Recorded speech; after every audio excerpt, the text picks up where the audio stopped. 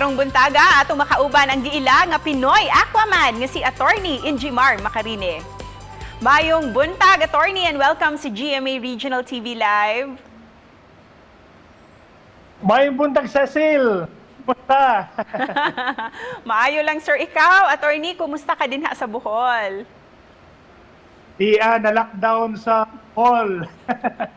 Di makabiyahe, di makalangoy. Bisan pa man sa nahitabong lockdown, Attorney, and with the pandemic going on right now, gitinguha gihapon nimo nga balikan kining very challenging kaayo nga English channel?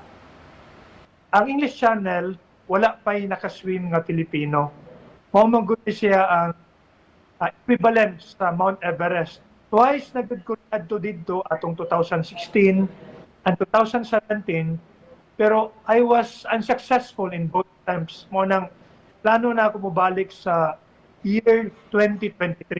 Sa tanan nimong nalangoy na nga mga kadagatan, Attorney, unsa ang pinaka challenging and pinaka kuyaw nga di jud nimo makalimtan?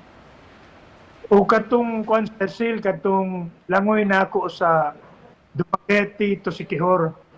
Mao gyud to'y pinaka best swim na ako. Pinakadugay gyud na nahuman. Katong nga swim kapila gyud ko nagunahuna nga muundang na. Muundang na kay layo, init kaayo. Tapos nag-expect man ko nga 7 hours ra to nga swim, but it turned out nga almost 12 hours ko naglangoy atong adlaw. And Attorney, when you're swimming at the open sea, like sa imong mga challenges, what comes into your mind, Attorney? Or unsa ang kanunay nimong huna-hunaon to keep you going? Para ma-sustain lang yun na ako ang akong swim, Psalm 23, mao ni akong balik-baliko na ako sa akong mind. So the Lord is my shepherd, I shall not want. Puro na akong balik-balikon sa akong mind. Aside from creating awareness sa marine conservation, Attorney, what motivates you to continue doing this advocacy? I am also advocating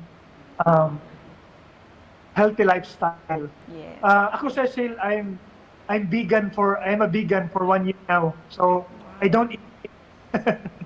Wow, So, amazing. Vegan ako, and then I don't smoke. I don't. 4 years na ko nga wala makainom. So in terms of food, eat meat. So ang ako fruits and vegetables lang. Pero kung wala gilain po ka kung wala gilain. So mo na nga kung mag-swim mo gani ko sa sunod sa features nato, in-advocate yun ako ng marine conservation plus kaning total lifestyle change, kaning healthy lifestyle. Adunay mga Subuano, ning bag-o lang, adunay Cebuano nga student nga gitinguha pud niya nga langoyon ang isla sa Mactan. How do you feel nga aduna kay mga na-inspire sa imuhang mga nahimo? Nalipay ko nga at least sa mga batanon nga ni Juan pick up where I left off.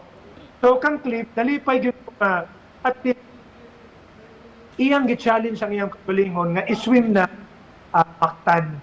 Okay gyud na kayong challenge. And finally, Attorney, before we end our interview, unsay imong mensahe para sa tanang viewers nato this morning? Gina-encourage na po ang atong mga viewers na to adopt a healthy lifestyle. Thank you kaayo, Attorney, sa paggahin og oras nga makauban ta karong buntaga. Yes, Thank kasi you. oh, welcome. Thank you po sa interview.